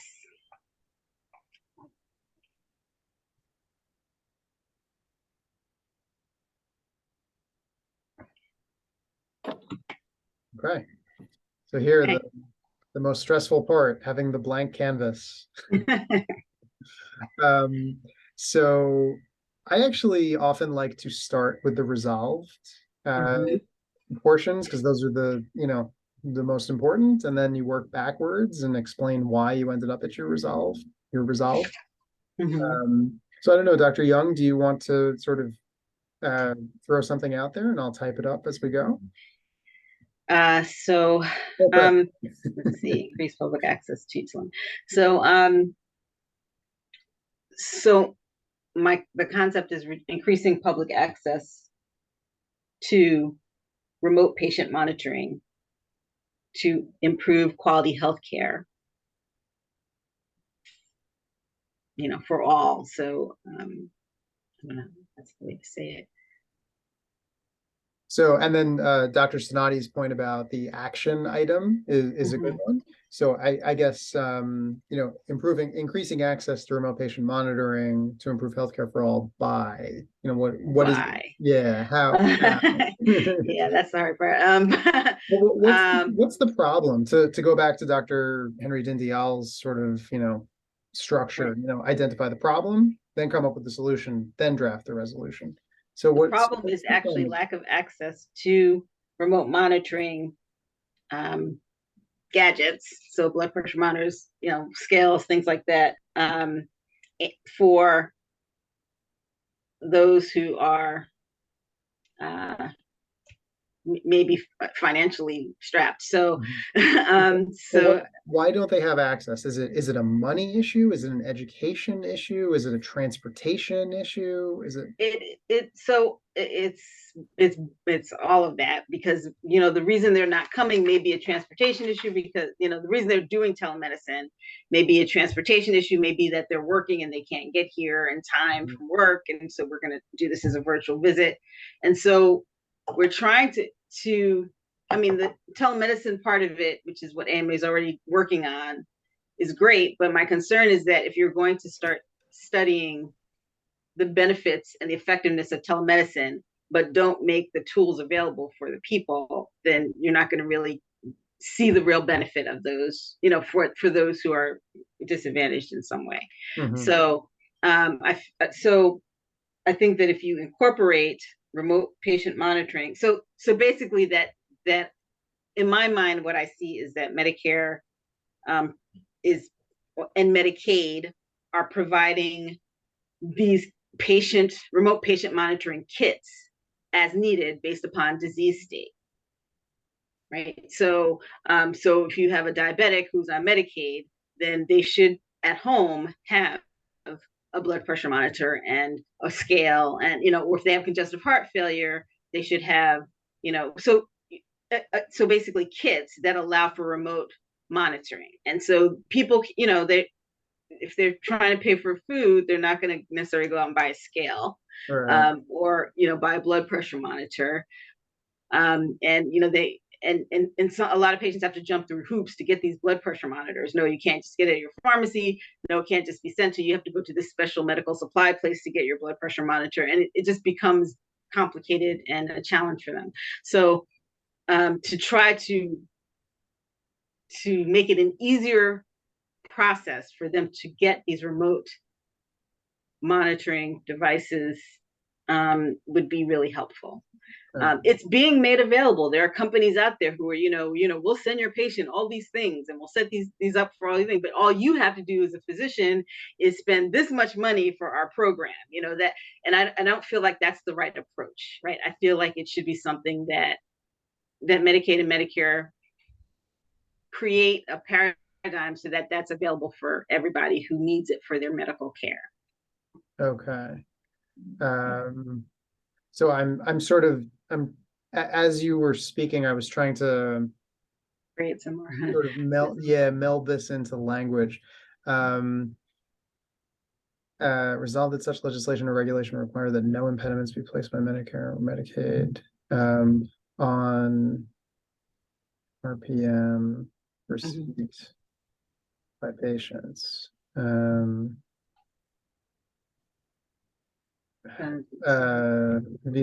This is terrible language, and it totally needs to be reworked, but I feel like I'm getting the general substance down. Location-based requirements for patients. I mean, I know Medicare and Medicaid have historically required you to be in a certain spot, physically to engage in telemedicine, which is ridiculous. Right. So so this is very rough language, but I don't know.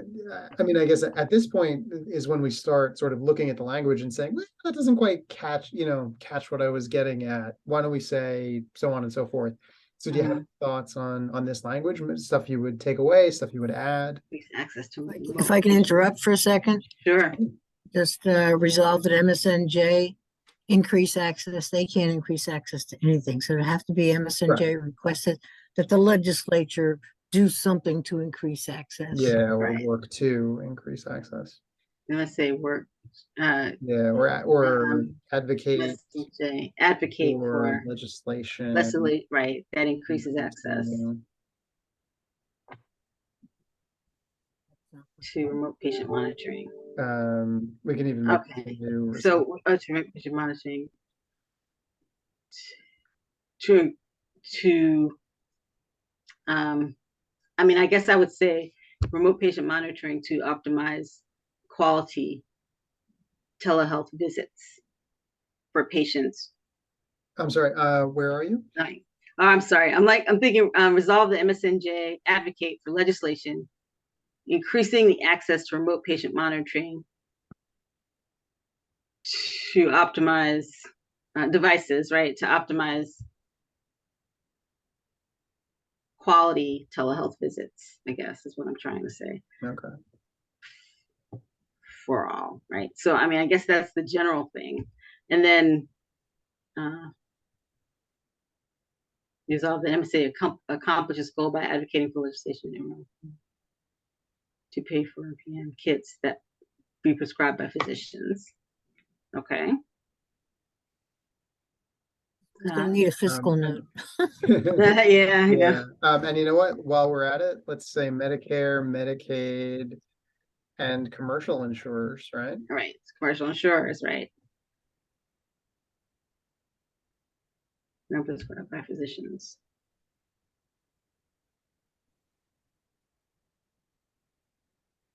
Right. And you can kind of see what I'm doing here. Yeah. Right. That lets you really verify that no impediments be placed. Got it. I see what you're doing.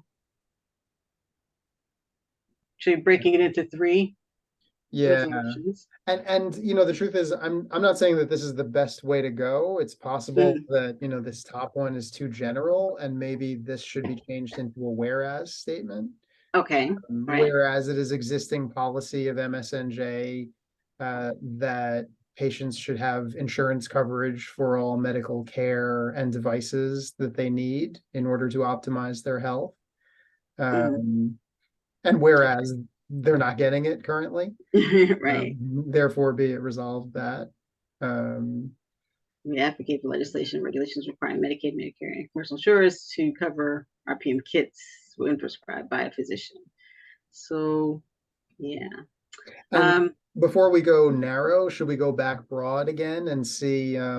This would provide for insurance coverage, but I'm not sure that that would necessarily solve the problem. So should we go back to the things you mentioned earlier? Transportation was an issue. Patient education, I guess, is an issue probably. Right. Or You mean should for the where? doctor Is this know? for whereas statements? So, I was actually thinking a resolve that MSNJ advocate for legislation requiring that Medicare provide educational resources for, patients, that kind of thing. Just thinking trying to think outside the box. Outside the box. So making it more broad. Educational resources. Sorry, feeling that. So for instance, like what, as an example, what do you mean by that? Educational resources. So patient education, I just submitted a slip in support of a bill that would create a state-funded educational program for menstrual health disorders or menstrual health related disorders. Shanique Spate, one of the assemblywomen in the Essex County area, it's sort of her cause célèbre to address menstrual health generally. And we thought, it's a relatively low cost for potentially a pretty good outcome. If you can take some of the most underserved people in the state, and educate them to be aware of, maybe, here are the symptoms of PCOS. Look out for that. If you have these symptoms, that might not be normal. Go to a doctor. See, encouraging care, that kind of thing. So I had that kind of in mind when I suggested the educational program. Okay. Does that tie directly to this? It's a great question. Don Sonati would probably say, no, what are you, crazy? That's a separate resolution. Don't put it in this one. Yeah, but and I guess that's the other thing. You can have 3 resolutions, and each resolution can have 3 resolved clauses. Right, I see. Yeah. Okay. It's actually already 7:55. Do you want me to email you this text yes, right now? Great. So you can, if you want, you can run with it. What's your email address? It's kyyoungmd@gmail.com. Okay, proposed resolution text. Great. Paste. There it is. Sent. Sorry, I didn't have time to say thank you so much for joining us. It's been a pleasure working with you. No problem. Thank you. I appreciate the help. It's a good start, so I can get a look at. I can work with that. Thank you. Sure. All right, so let's see. I wonder here. Why don't we? Should we all click leave room and head back to the main? Sure. Room?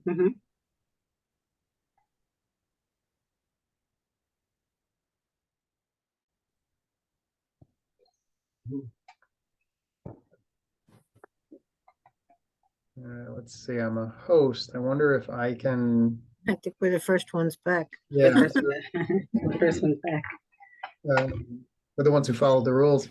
Yeah. I wonder if I can close everyone's breakout rooms. I think I can. Actually. Kick them all out. Yeah. I'll do it a little bit more politely. Let me go in and yell at them. I'll be right back. Okay. the PA's, the triage system, increases the cost of care. And then we want that the cumbersome process results in time and expense, You or, don't need to go there. That's, Okay. that's another whereas. You just did okay, it. all right. What, So then be it resolved, be it therefore resolved. We're just about done, Josh. Be it therefore resolved. what, I'm gonna go to room 1 and tell them to come back to the main room. Okay, So sounds you'll good. just click this leave room button. Leave on the room, and then we'll bottom hit right. the, okay, all right. We're writing our last resolve. Okay, thanks. You don't Okay. need another resolve. You need your conclusion. You No, need we your have, that's what I'm resolve. saying. It's a, Executive committee. Or just the officers, because we don't really have time to have a meeting. And then Okay, if they approve it, we'll send it down. got it. Tensions were running high in room 2.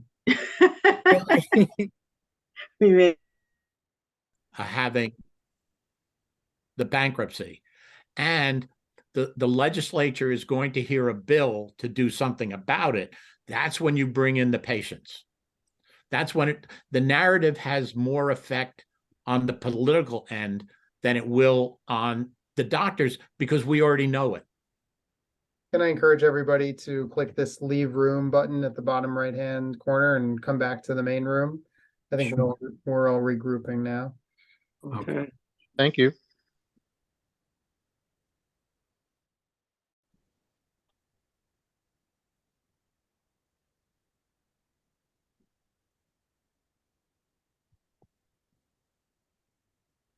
So I think we're just waiting for everyone from room 2 to come back. You can bring them back. Maybe I should. That would be kind of fun. You can just do magic.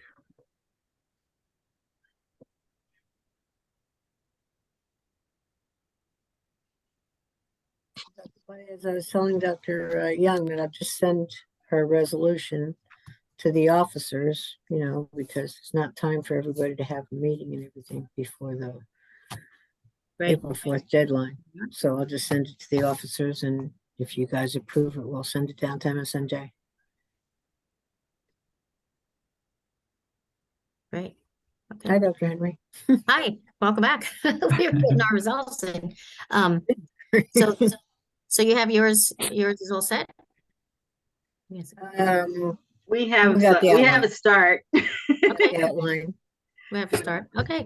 And then what we would say is just to put your name down, and we can put it out to maybe county members or anyone else in the state that would like to work on that same topic with you. And then this way you can hash it out, but speak to Irene so you can get it moving within the deadline. Right. Okay, great. The other room, did you get to talk about yours?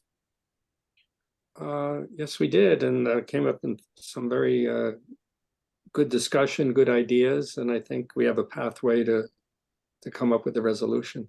Wonderful, good. Do you have a title for it so we can look out for it? Yeah, well, the title would be "No American Should Go Bankrupt Due to Healthcare Costs." Okay, if you want. We should also all remember that we skipped the step of checking to see whether these policies. I think it already actually is exist. policy. Yeah, Yeah. I think it's actually AMA policy already, but Yeah, so one note, if you're going to make your title something that we know is already AMA policy, you have to have some type of different action, otherwise it just might be adopted as reaffirmation. And so it was worthy cause, but it's not going to go anywhere. So you want to look and see where there's already policy. If it exists, then it needs to be something different about that policy. You might want to change the title if you're going to include the tithing of the insurers, because that would be perhaps something different. That they wouldn't automatically say that's just reaffirmation. Yeah, how do I find out if it's policy or not? Who would know that? I think they. You go to the Mhm. AMA And policy finder. There's actually just go to the AMA website and search for their Yeah. policy finder webpage. Yeah. Just to clarify, I don't know. If, Dr. Sonati actually been pushing towards, even with the policy there saying something about asking the AMA to do a study relating to this question and calling in for potential solutions and all of that. So it was policy, but with a specific resolved action step. yeah, I think, well, never mind. Yeah, that would be good, because then that would be asking for an action that might be different than what they have, and that's how you get it to not Right. just be reaffirmation. That's what he suggested, and he also said it may also be appropriate to include an action about bringing something to the New Jersey legislature. So there was, towards the end, at least that's my recollection. Yeah. Okay, Yeah. yeah, because I think we have the Healthy People 2030 or something, right? So that would be a great way. Good. And I would use something else besides American, because we have so many migrants and so many other people in the country. So I don't know that you want to say American, then you get into the argument they're illegal aliens. I think you want to be all inclusive. So We use the term residents. residents, Yeah, residents. yep, Okay. yep. Sounds great. Okay, good. And then in our breakout room, we talked about pre-authorization. So I think we have a good idea. We're again talking about the current pre-auth system creates a barrier to the quality of care. And whereas that pre-authorization system increases the cost of care, be it resolved that they should have a more streamlined approach to the process. And then we need to give the example of the Texas Gold Card system. Again, we're going to have to check the policy finder, because I know there are other pre-authorization bills that are out there. And then the second resolve is about the expense that physicians incur in getting that to be covered by the insurers. So that, again, is going to be something we're going to have to, again, some resolutions are more aspirational, but I think they're valid. And if we don't bring it up, then, it doesn't mean that we're complaining about it. So we have three ideas, folks. So the next step is we take this back to our county. Those who are working on those rooms, if we can we put the emails, if that's okay with everyone? So that you can either talk to the folks that were in your room, or if there's other folks you want to, again, build coalitions. So if other people that you want to bring in to join in with you, you want to have it sponsored by your county. And then it comes to MSNJ, again, the deadline is April 4th. But I think good work, everybody. We are, one last thing, we are going to try to do this ongoing and perhaps create it as a CME program. So we definitely welcome your comments on how we can make it better.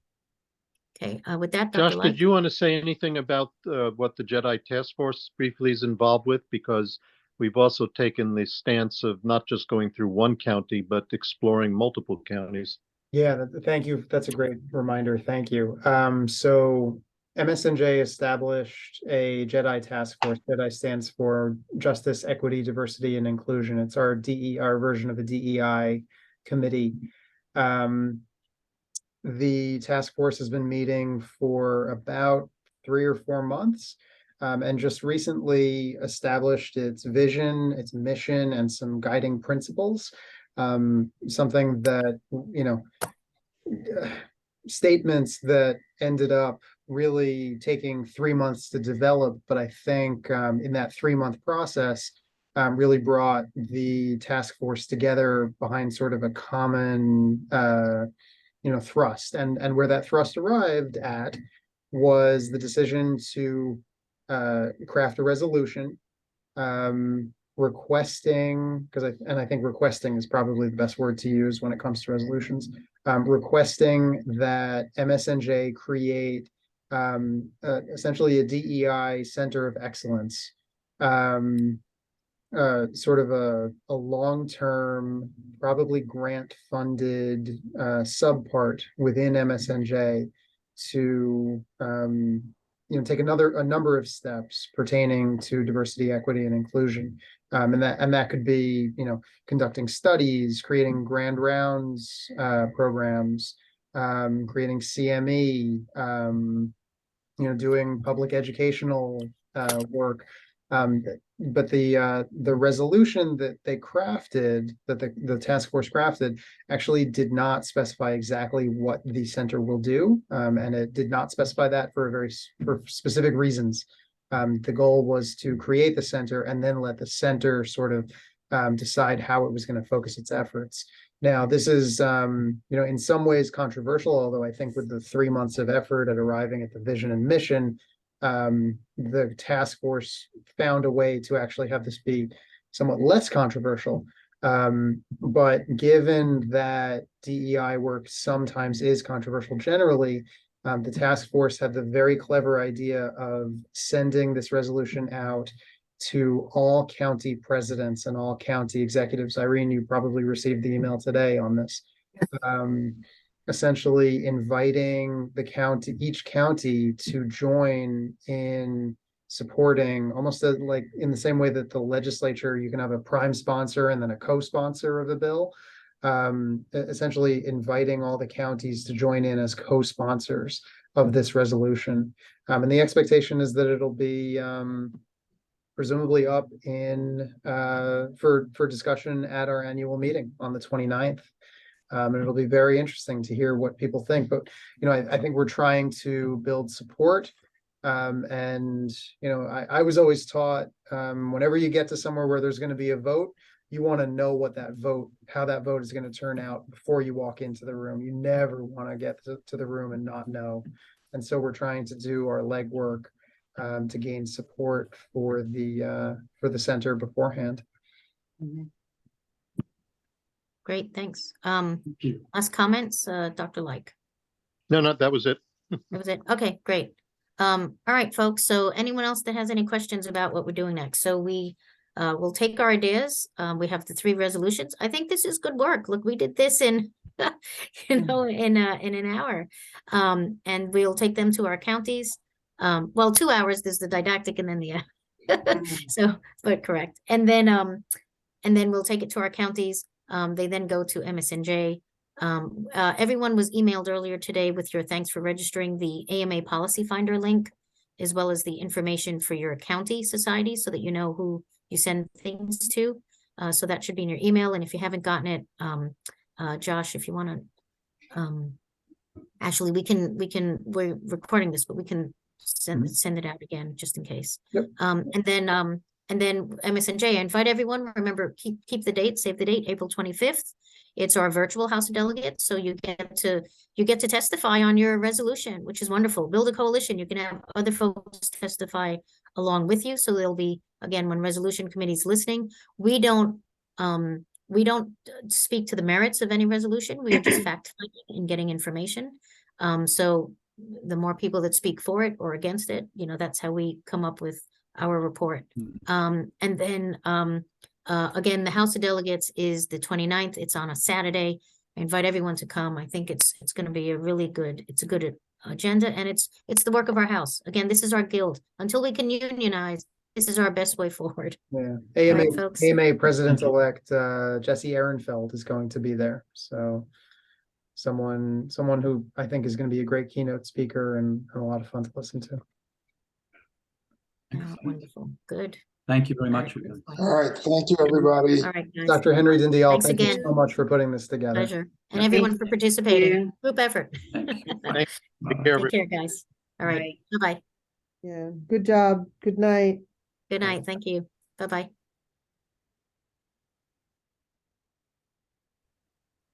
Take care. All right, Josh, I guess Nicely you think done. we did all right? We did it. Yeah. And that's Yeah. 8:10. We started at 8